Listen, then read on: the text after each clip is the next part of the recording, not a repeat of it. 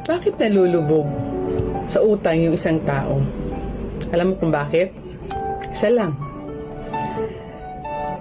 Meron siyang utang na hindi niya binayaran. Matagal na utang na hindi niya binabayaran.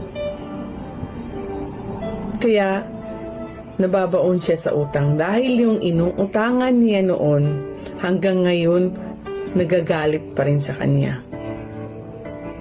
Oo, totoo. Alam mo, mahirap paggalit na ang tumama sa'yo.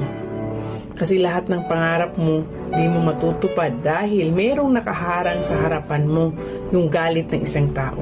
Alam mo, pinakamatinding sakit na dadapo sa'yo yung galit ng isang tao.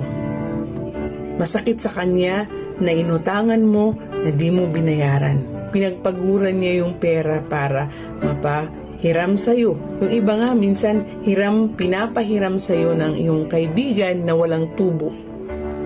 Para lang matulungan kanya sa iyong problema.